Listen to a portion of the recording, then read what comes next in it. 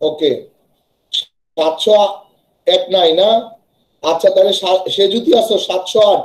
Sir 4701 আছে, আমার নেটটা কল করছিল। ওকে স্যার, সমস্যা নাই।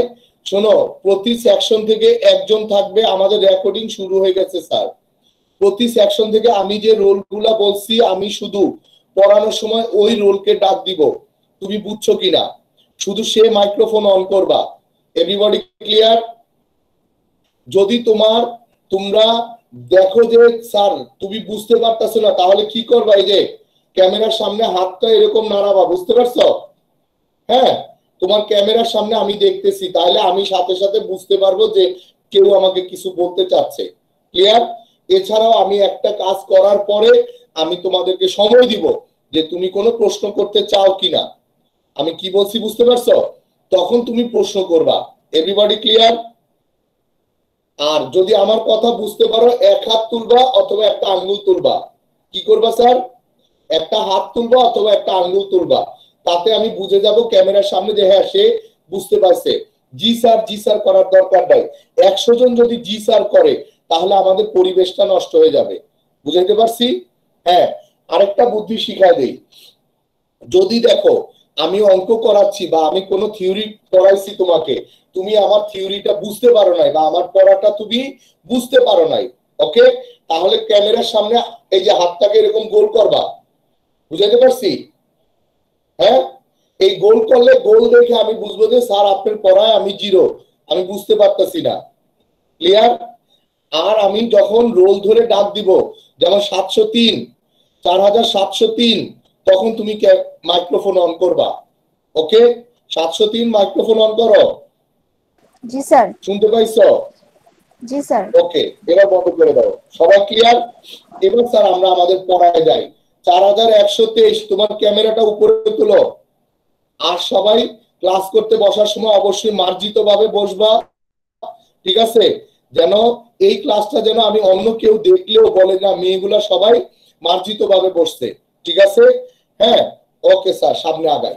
স্যার আমরা কিছু জিনিস বোর্ডের ক্লাসে আমরা আরো 20 মিনিট আগে ক্লাসরুমে ঢুকছি, তো কিছু জিনিস বোর্ডে লিখে রাখছি। এটা লিখে রাখছি হলো আমাদের যে ইনফরমেশন আছে আমাদের এই 4 সেকশনে।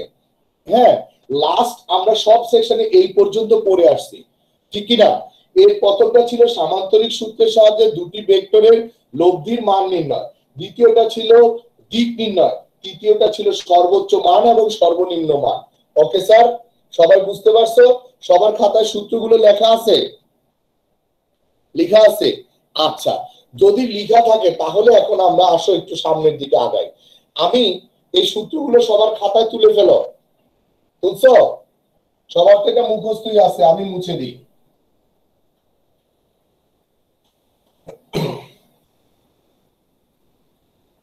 এবার স্যার আমি একটা অঙ্ক দিই, ঠিক আছে?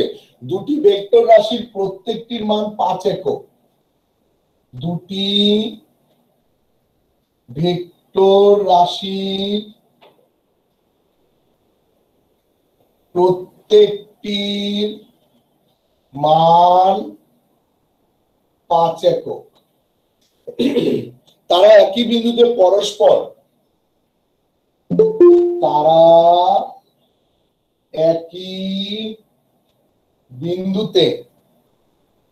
পরস্পর 120 ডিগ্রি কোণে, লিখছ? তারা একই বিন্দুতে পরস্পর 120 ডিগ্রি কোণে ক্রিয়ারত, ঠিক আছে? তাদের লব্ধির মান ও দিক নির্ণয় করো। তাদের লব্ধির মান ও দিক নির্ণয় করো। পারছো স্যার? সবাই তুলতে পারছো? 708 সে যদি তুলতে পারছো?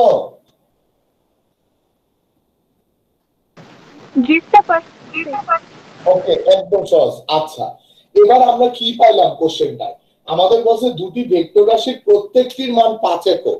ওকে স্যার, এখন আমি দেখতেছি যে দুটা ভেক্টর রাশি, তো আমি ধরে নেই যে দেওয়া আছে p is equal to 5 একক, q equal to কত 5 একক। পাইছো স্যার? এবং তাদের মধ্যবর্তী কোণ আলফা ইকুয়াল টু 120 ডিগ্রি।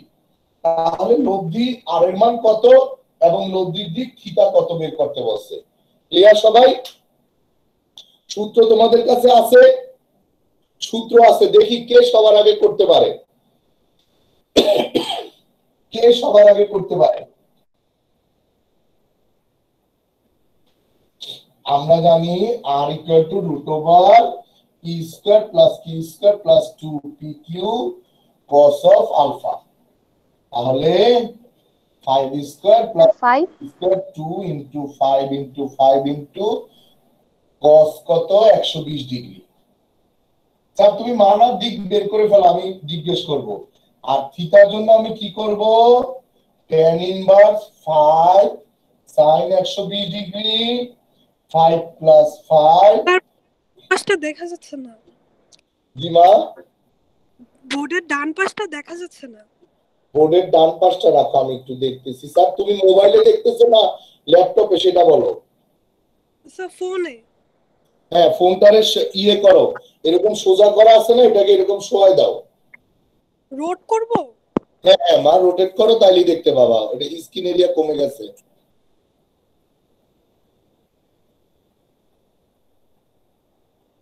পাইছো? স্যার লব্ধির মান 5 আর থিটার মান 60 ডিগ্রি।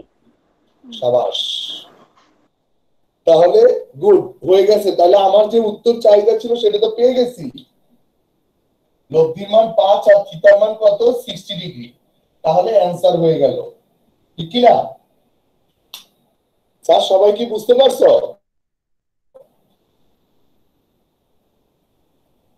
আচ্ছা মুছে ফেলি।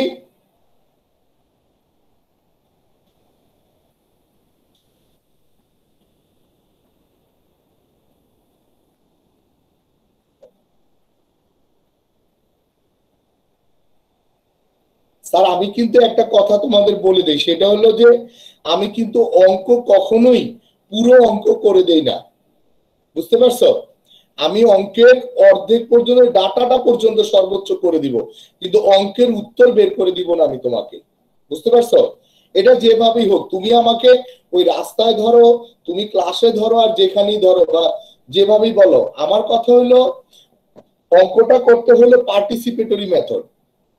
শুধু আমি করে দিলাম পুরাটা, তাহলে তো একটা নোট বই কিনে নাও, যে কোনো নোট বই আছে না, কিনে নাও, সেটা সুন্দর আছে, বুঝতে পারছো? ইউটিউবে যাও, বইলাও দেয়, অঙ্ক করে দেয়, তাহলে আর আমারে দরকার কি? আমার কথা হলো আমার অঙ্ক করানোর সময় আমার সাথে আমার স্টুডেন্টও পার্টিসিপেট করবে, আর যে কাজে তোমার পার্টিসিপেশন থাকবে ওই কাজের প্রতি তোমার ইন্টারেস্টও থাকবে, বুঝতে পারছো? সো আমার করানো অঙ্ক কেউ ভুল করবে না। তুমি যেমন এই অঙ্কটা ক্যালকুলেটর চেপে করছো না, সবাই তো করছো, তার মানে কি এই অঙ্ক আর কোনোদিন ভুলবা না, এটা তুমি মুখস্থও করো নাই, বুঝাইতে পারছি? আমি তোমার থেকে বয়সে বড় হিসাবে আমি তোমার গাইডলাইন হিসাবে থাকবো, কিন্তু অঙ্ক আমি মুখস্থ করে দিব না, যে নোট বইয়ের মতো একবারে পুরোটা তুলে দিলাম আর তুমি ওয়াহ কি ভালো স্যার সব অঙ্ক নোট বইয়ের মতো করে দিচ্ছে। I am not a note বই। আসো স্যার পরের অঙ্কে যাও। দেখো দুটি ভেক্টর রাশির লব্ধির সর্বোচ্চ মান, দুটি ভেক্টর রাশির লব্ধির সর্বোচ্চ মান 28 এবং সর্বনিম্ন মান 4 একক। রাশি দুটি পরস্পরের সাথে, রাশি দুটি পরস্পরের সাথে 90 ডিগ্রি কোণে ক্রিয়াশীল হলে তাদের লব্ধির মান নির্ণয় করো। ওকে, পাইছো স্যার? 513 মারিয়া, 4513 মারিয়া। জি স্যার। তুমি কি আমার হাতের লেখা বুঝতে পারতেছো? Yes sir. আচ্ছা স্যার, একটু কষ্ট করে, স্যারের হাতের লেখা এরকমই, পরিষ্কার দেখতে পারলেই হয়েছে। তাহলে আমরা কি বলছি, দুটি ভেক্টর রাশির লব্ধির সর্বোচ্চ মান কত? 28। তার মানে আমাকে কি দেওয়া আছে স্যার বলো তো? এইদিকে লিখে দেওয়া আছে P plus Q. P sir plus আর P plus max, Q. P plus Q. আর ম্যাক্স দিছে 28 এবং সর্বনিম্ন মান আর আর মিনিমাম মিনিমাম দিছে 4। আমাকে বলছে তাদের মধ্যবর্তী কোণ কত? 90 ডিগ্রি। আমাকে লব্ধি আর কত বের করতে দিছে, তাই না স্যার? এখন দেখো, আর ম্যাক্স ইকুয়াল টু কি? পি প্লাস কিউ, ঠিক কি না স্যার? আর আর মিনিমাম সমান কত স্যার? পি মাইনাস কিউ সমান কত? 4, ঠিক না? তো এইটাকে তুমি দাও 1 নং সমীকরণ, এটাকে দাও 2 নং সমীকরণ। তাহলে 1 যোগ 2 থেকে তুমি কি পাও স্যার? 2p সমান 32। সুতরাং p ইকুয়াল টু কত? 16 একক। তাহলে কিউটা বের করো দেখি। 1 মাইনাস 2 করো, তাহলে কি বের হয়ে যাবে? 12। স্যার একটা 2 plus কিউ ইকুয়াল টু 12 একক আসছে না? জি স্যার। স্যার লব্ধির মান 20 একক।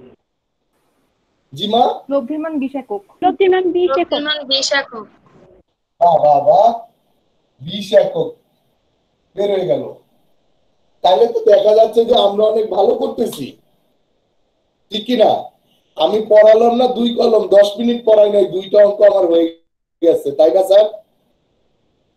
দেখতে পাইছো? এবং দেখো সবাই ক্যামেরায় দেখা যাচ্ছে, সবাই করতেছে। Good, thank you sir. তাহলে কি আমি বোর্ডটা মুছে ফেলবো? Okay sir. ওকে। দেখো, তুমি যখন অঙ্কটা উত্তর মিলাতে পারছো, নিজে করতে পারতেছো, তোমার কিন্তু ভালো লাগতেছে। আমার মনে হয় কেউ আমার সামনে যারা আছে, কেউ ফিজিক্স নিয়ে ভয় পাচ্ছে না যে অঙ্ক তুমি আসবে কোথা থেকে, দেখবো আমি এবার। আচ্ছা স্যার, তাহলে আমরা এখানে লব্ধির মানটা বের করা শিখলাম, ঠিক আছে? এরপরে আমরা একটা অঙ্কের মধ্যে যাব, ঠিক আছে? সেই অঙ্কগুলো হচ্ছে, এগুলি খুব রিনাউন্ড কিছু অঙ্ক আছে স্যার আমাদের ফিজিক্সে। এগুলারে আমরা বলি হলো স্যার নৌকার অঙ্ক, ঠিক আছে? এই নৌকার অঙ্কটা তোমার দরকার আছে। লেখো,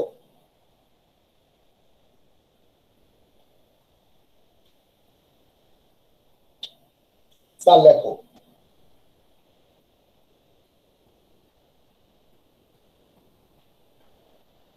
এইভাবে লেখো, 6 কিলোমিটার পার আওয়ার বেগে, 6 কিলোমিটার পার আওয়ার বেগে একজন সাঁতারু, ঠিক আছে?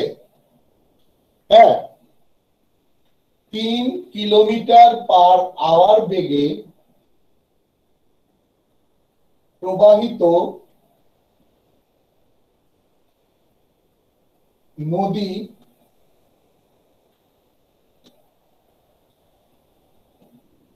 সোজাসুজি পার হতে চাইলে তাকে কোন দিকে সাঁতার কাটতে হবে?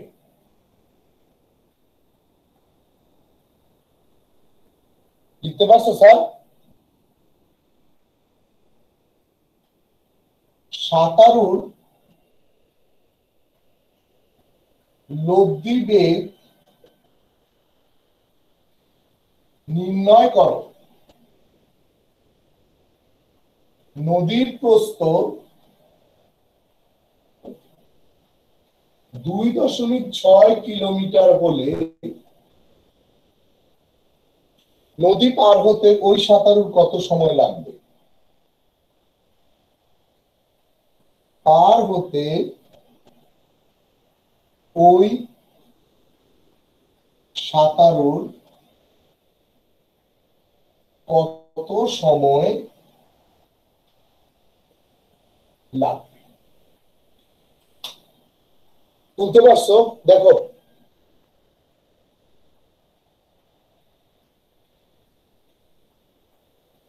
708 স্যার দেখা যাচ্ছে তো? তুলতে পারতেছো? স্যার নদীর প্রস্থকে 2.6 লিখেছেন। 2.6 কিলোমিটার। প্রশ্নটা তুলো।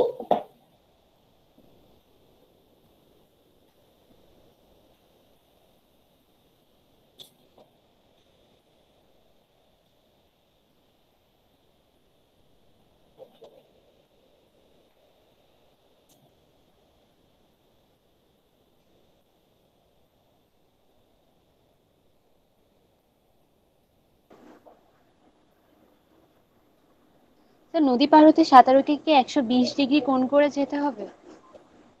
এটা করে বের করতে হবে, কিন্তু যেহেতু দেখতে পাচ্ছি যে সাঁতারুর বেগ নদীর স্রোতের বেগের দ্বিগুণ, তো সেই হিসাবে 120 ডিগ্রি হওয়ার কথা উত্তর। কিন্তু আমরা তো আর আগে বলে দিতে পারি না স্যার, বুঝতে পারছো? আসো আমরা একটা অঙ্ক টোটালি করি। এই একটা অঙ্ক করলেই যথেষ্ট, মানে এই একটা অঙ্ক যদি তুমি বুঝে করো তাহলেই যথেষ্ট। আচ্ছা স্যার, আমরা বলি যে মনে করি, লেখো স্যার, লেখো মনে করি সাঁতারু কে স্রোতের দিকের সাথে আলফা কোণে সাঁতার কাটতে হবে। মনে করি সাঁতারুকে স্রোতের দিকের সাথে আলফা কোণে সাঁতার কাটতে হবে। বুঝছো?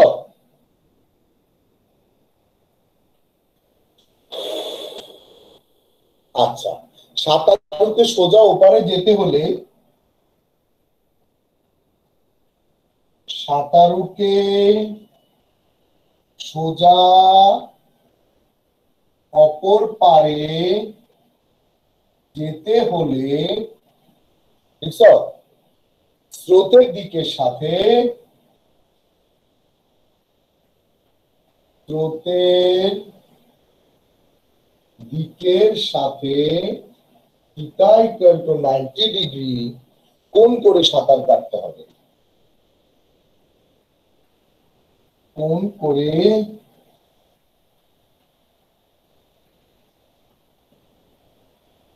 সাঁতার কাটতে হবে। ওকে স্যার, এক পার থেকে আরেক পারে যেতে গেলে তো তাকে 90 ডিগ্রি কোণ করেই সাঁতার কাটতে হবে, তাই না? এখন আমি এই যে পুরো ঘটনাটা, এটা আমি একটা ছবি আকারে দেখাতে চাচ্ছি। স্যার এই হলো আমার নদীটা। ওকে স্যার, স্রোতের বেগ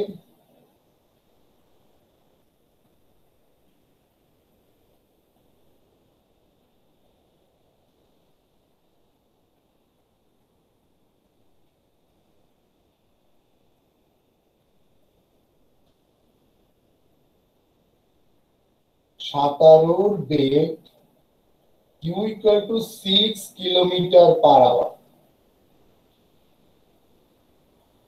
আর এটা দিলাম আর, এটা হলো লব্ধি বেগ।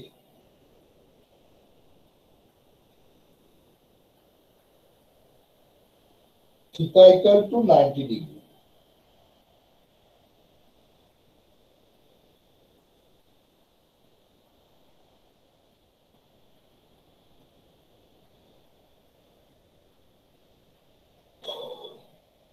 আচ্ছা স্যার,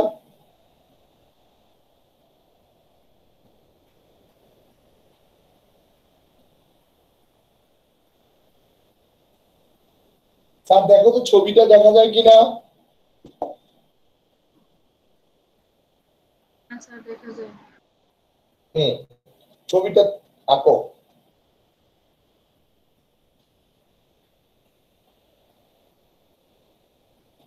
আমার টোটাল ডাটা আমি তুলে নিয়েছি স্যার এখানে।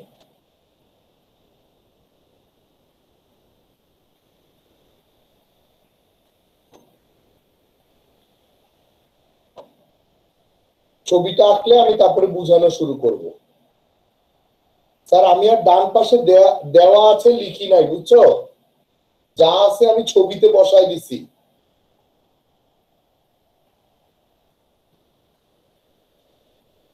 পরীক্ষা খাতায় কি চিত্র আঁকবো নাকি দেওয়ার সাথে লিখবো? জি মা, পরীক্ষার খাতায় কি চিত্র আঁকবো? পরীক্ষার খাতায় চিত্র আঁকার ব্যাপারে আমি তোমাকে বলবো যে স্যার, তোমার যদি চিত্র আঁকার মতো সময় থাকে তাহলে অবশ্যই চিত্র আঁকবা। মানে চিত্র আঁকার ব্যাপারে কোনো দিবা না, কম্প্রোমাইজ করো না, বুঝতে পারছো? আসো স্যার, সামনে। আপনি এখানে যে লিখলেন সাঁতারুকে সোজা অপর পারে যেতে হলে স্রোতের দিকের সাথে θ=90 ডিগ্রি কোণ করে সাঁতার কাটতে হবে। জি স্যার, কথাটা তোমার কিছুটা কনফিউজ করে ফেলছে না স্যার? জি স্যার।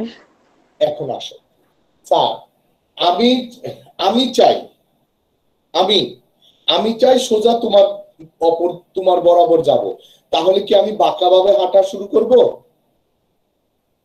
আমাকে সোজা তোমার দিক বরাবর আগাইতে হবে না? জি স্যার। তাহলে কথাটা হলো সেটা যে সাঁতারুকে যদি ওই পারে যেতে হয় তাহলে তাকে কি করতে হবে? এই পার থেকে ওই পারে স্রোতের দিকের সাথে 90 ডিগ্রি অ্যাঙ্গেলেই তো যেতে হবে, ঠিক কি না?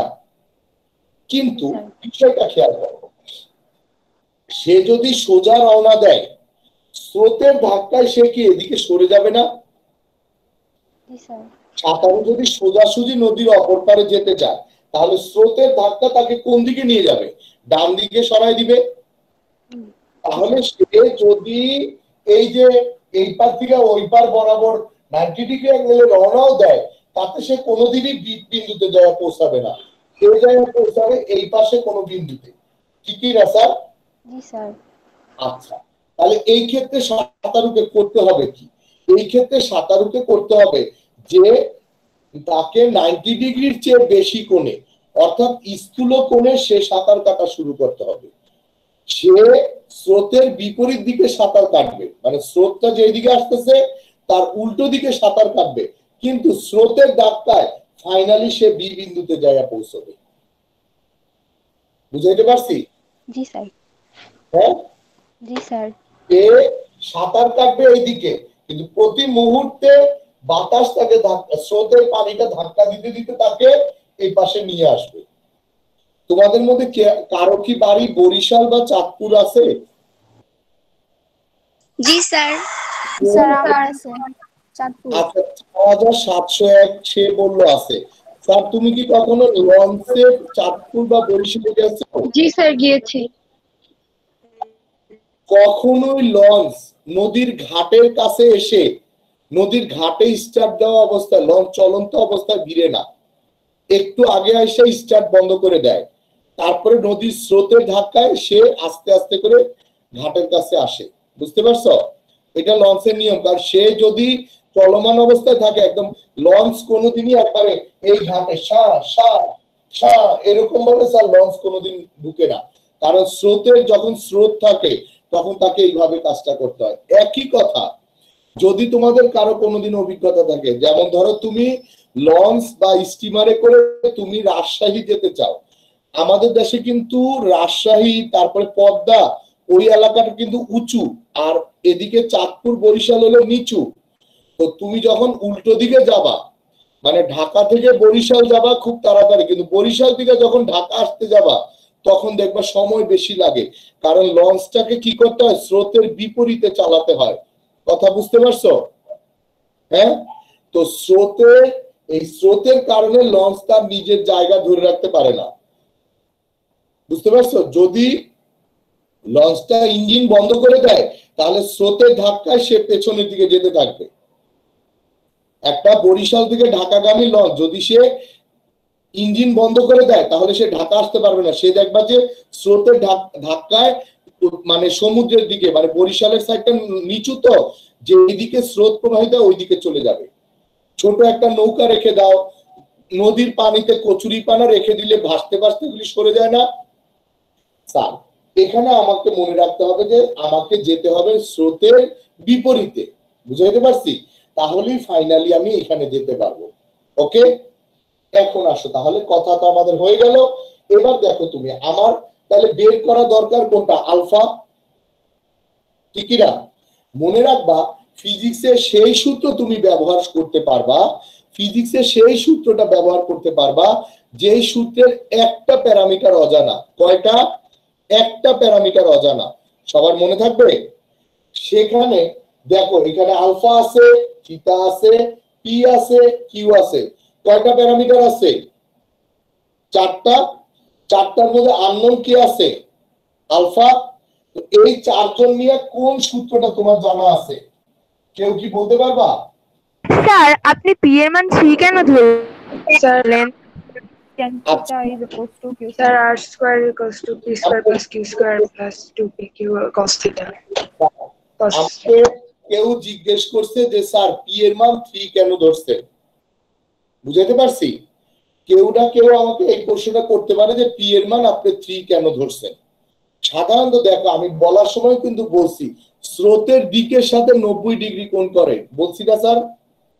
তোমাদের খাতায় আছে না? সব সময় মনে রাখবা স্রোতের দিকের সাথে কোণটা তৈরি হয়। কি করবে স্যার? স্রোতের দিকের সাথে কোণ তৈরি হবে, আর যার সাথে কোণ তৈরি হবে তাকে তুমি পি ধরবা। তুমি ইচ্ছা করলে যাদের তারে পি ধরতে পারবা না। ওকে, কথাটা মাথায় ঢুকছে সবার? তুমি ইচ্ছে করলে পি ধরতে পারবা না যাকে তাকে, শর্ত আছে পি ধরার। তাহলে স্যার এখন আসো, এই চারজন দিয়ে আমাদের একটা সূত্র জানা আছে।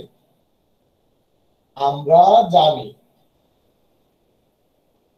tan থিটা সমান Q sine alpha P plus Q cos alpha.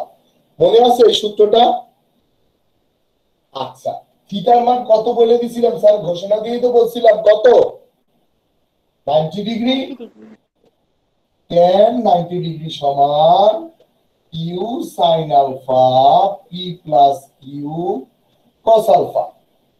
আচ্ছা, tan 90 এর মান কত কেউ কি জানো? সংজ্ঞায়িত। মানে ইনফিনিটি।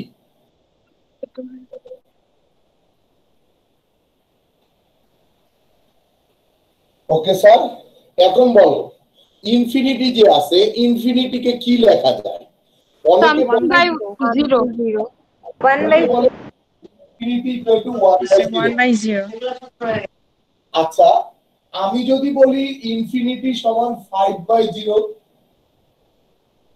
তাতে কি কোনো আপত্তি আছে? No sir. জি না স্যার। ইনফিনিটি ইকুয়াল টু 7/0, কোনো আপত্তি আছে? করার কোনো অপশন নাই, কারণ অসংজ্ঞায়িত হওয়ার জন্য শর্ত যেটা, সেটা হলো নিচের রাশিটা কি হবে? শূন্য। ওকে, তাহলে আমি দেখছি যে আমি 5 বসাই, 7 বসাই, 1 বসাই, আমার কিন্তু রেজাল্ট এক একটা আসবে, তাই না স্যার? হ্যাঁ, কিন্তু উত্তর হইতে হবে একটা। আর এই ক্ষেত্রে তাহলে আমি কোন বুদ্ধিটা অ্যাপ্লাই করলাম, যে আমি জানি যে সব সময় এই অসংজ্ঞায়িত হইতে গেলে নিচের টানটা কি হবে? 0 হবে। তাই তার মানে কেউ কিছু লেখো না, এই পাশে এইখানে 0 হইতে হবে, উপরে যা ইচ্ছা হোক, তাই না স্যার? এটা তো শিওর যে নিচে 0 হবে, উপরে যা ইচ্ছা লেখো তুমি, তাইলেও তো ইনফিনিটি হয়ে যায়, তাই না? তো এই কথাটা একদম সহজে আমরা বুঝতে পারি। আমার ডান পাশে যদি ডান হাত থাকে, তোমার ডান পাশে কোন হাত হবে? অবভিয়াসলি ডান হাত হবে নাকি? সেই হিসাবে আমরা এই লাইনের পরে, এই ইনফিনিটির পরে আমরা লিখতে পারি P plus Q cos alpha equal to 0। বুঝতে পারছো? এই ভগ্নাংশের হর আর ইনফিনিটির নিচের হর দুইটা তো এক হবে, বুঝতে পারছো? সো এটা ইকুয়াল টু 0। আমি বুঝতে পারি নাই, আরেকবার একটু বুঝিয়ে দেন। তুমি আজীবন মনে রাখবা যে যদি ভগ্নাংশ থেকে ইনফিনিটিকে ভগ্নাংশে প্রকাশ করতে চাও, তাহলে নিচে হর হবে 0। কি হবে স্যার বলো? 0 0 হবে। তো এইখানে দেখা যাচ্ছে যে এই যে একটা ভগ্নাংশ আকার আছে, তাহলে এই ইনফিনিটির বদলে আমি কি লিখবো? সামথিং বাই 0, তাই না? এখানে 1 2 3 4 কিছু একটা বাই 0 লিখবো না?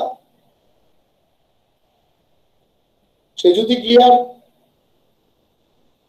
আচ্ছা, যখন এটা আমরা লিখবো তাহলে দেখা যাচ্ছে যে এই অংশের হর আর এই হর, তাহলে কি হবে? তাদেরকে সমান বলতে পারি আমরা? হ্যাঁ, তাহলে এই দুইটার অনুপাত যদি এটা হয় তাহলে আমরা তুলনা করে বলতে পারি যে এইটা সমান এইটা, বা এটা হতে বাধ্য, ঠিক কি না? কি মাথায় ঢুকে নাই? ওকে, তাহলে cos আলফা সমান মাইনাস পি বাই কিউ, বুঝছো? তাহলে cos আলফা সমান মাইনাস পি এর মান কত? 3/6 লিখতে পারছো? হ্যাঁ স্যার, আলফার মান 120 ডিগ্রি আসছে। হ্যাঁ, রেজাল্টে 120 ডিগ্রি হইতেই হবে। তো স্যার এইটুকু লিখতে পারছো? এবার আলফার মান বের করো। আলফার মান কত হবে? cos ইনভার্স মাইনাস 3/6, তাহলে কত? cos inverse minus half equal to কত? cos ইনভার্স cos 120 ডিগ্রি, তাহলে 120 ডিগ্রি রেজাল্ট আইসা পড়লো। ক্লিয়ার? দেখো আসছো sir? Sir yes sir. Good, তাহলে আমরা দিকটা এই জায়গাটা একটু খেয়াল রাখবা সবাই, ঠিক আছে?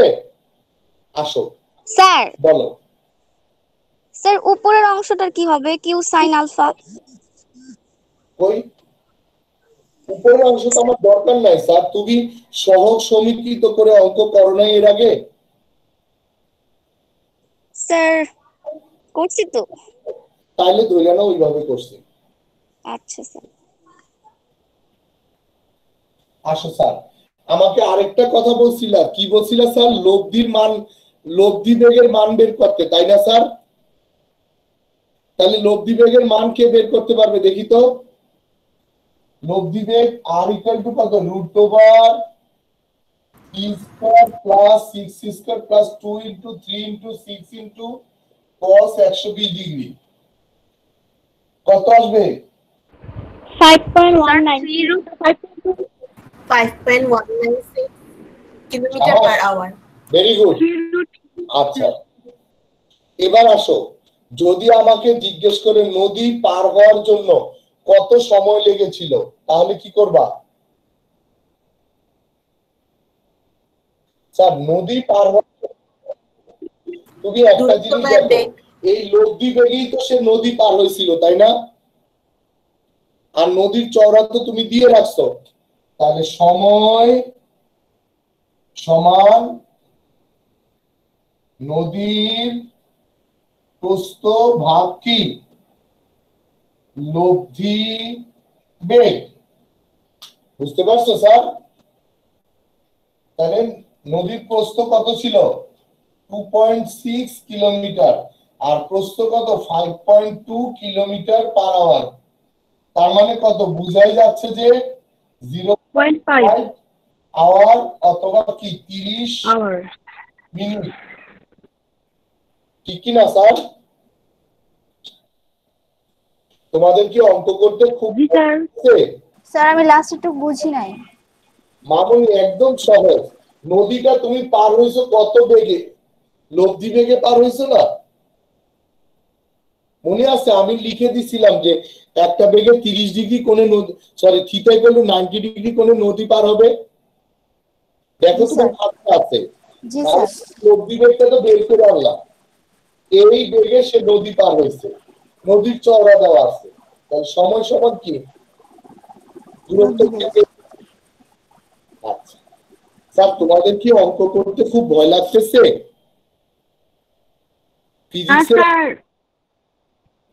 ফিজিক্সের অঙ্ক কি অনেক কঠিন মনে হচ্ছে তোমাদের কাছে? কি বলো? জানো ভেক্টর চ্যাপ্টার পড়তে গেলে অনেকেই ভয়ে কাঁপে এবং তারা বলে ভেক্টর এত কঠিন চ্যাপ্টার, ভেক্টরের অঙ্ক করব। আর এই যে নদীর অঙ্ক করালাম না স্যার, এই নদীর অঙ্ক একটা পরীক্ষা তোমার আসবেই আসবে। মানে যদি ভেক্টর অধ্যায় থেকে একটা কোশ্চেন করা হয়, একটা সিকিউ কোশ্চেন করা হয়, তাহলে তোমাকে নদীর অঙ্ক দিবেই দিবে টিচার। বুঝতে পারছো? মানে এইটাতে কোনো ভুল নাই। জি স্যার। ঠিক আছে, তাহলে আমরা বলতে পারি যে ঠিক এই অঙ্কে আর আমার কোনো সমস্যা হবে না। আচ্ছা, তোমাদের একটা অঙ্ক করতে দেই আমি তাইলে। দেখো, নদীর স্রোত পূর্ব দিকে, নদীর স্রোত পূর্ব দিকে লিখছ 3 মিটার পার সেকেন্ড বেগে প্রবাহিত হচ্ছে।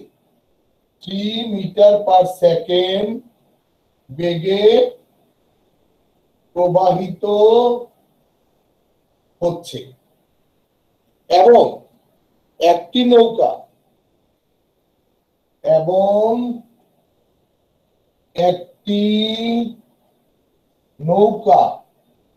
4 মিটার পার সেকেন্ড বেগে দক্ষিণ দিকে প্রবাহিত হচ্ছে।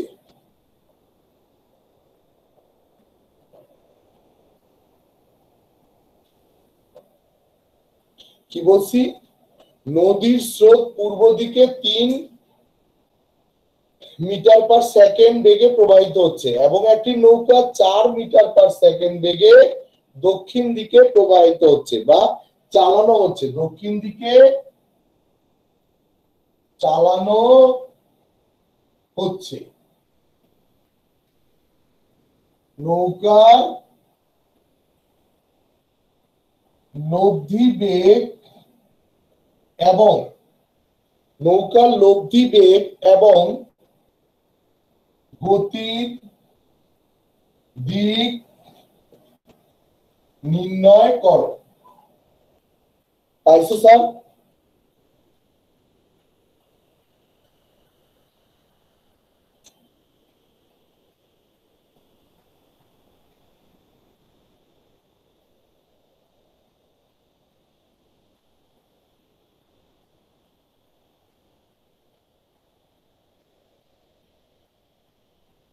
স্যার দেখি তো এই অঙ্কটা করে ফেলো তো তোমরা।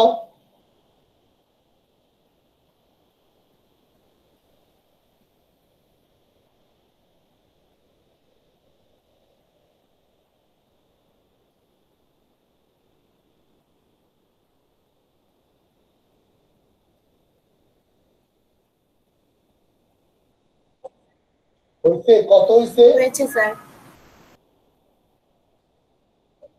লব্ধির মান আসছে 5 মিটার পার সেকেন্ড আর থিটার মান আসছে 53.13 ডিগ্রি। ঠিক আছে স্যার। ওকে, তাহলে দেখা যাচ্ছে যে অঙ্ক করতে না পারার কোনো কারণই এখানে আমরা দেখতে পাচ্ছি না, ঠিক কি না? হ্যাঁ, এই তো অঙ্ক পারা শুরু করছে সবাই, সুতরাং আর আমার টেনশন নাই। দেখো সবার হইছে? তাহলে কি অঙ্ক নিয়ে কোনো ভয় আছে? আচ্ছা, আগামী দিন তাহলে লব্ধির মান ও দিক যেহেতু আমরা পড়লাম এবং লব্ধির মান দিক দিয়ে আমরা অঙ্ক করছি, ঠিক কি না? তাহলে আমাদের আর এখন এখান নিয়ে কোনো ভয় থাকার কোনো কারণ নেই। সুতরাং আমরা সামনের দিকে ভেক্টর বিভাজন, কি বলছি স্যার? ভেক্টর বিভাজন পড়ব। আমরা আগামী ক্লাসে ভেক্টর বিভাজন এটা পড়ব। স্যার আজকে অনেকে 16 জন অ্যাবসেন্ট পাইছি আমি, ঠিক আছে? আগামী দিন তোমরা যে যে সেকশনেরই আসো, তোমরা তোমাদের গ্রুপমেটদের সবাইকে জানাই দিবা, হ্যাঁ, যে তুমি যেন রেগুলার ক্লাসে উপস্থিত থাকে। বুঝতে পারছো? না হলে দেখা যাবে কি এমনও হতে পারে ক্লাসের উপস্থিতির উপরে একটা নম্বর ধরা হইতে পারে, বা ক্লাস উপস্থিতির উপর ভিত্তি করে, বুঝতে পারছো? হ্যাঁ, পরীক্ষায় যদি কোনো নম্বর অ্যাড করে দেয় তখন কি হবে? এখনো তো কিছু বলে নাই, কিন্তু যদি করে দেয়, বুঝতে পারছো? ওকে স্যার, আমাদের ঘড়িতে 43 বাজে, কারণ এরপরে তোমার আরেকটা ক্লাস আছে। তো আমি স্যার এখন রেকর্ডিংটা অফ করে দিচ্ছি।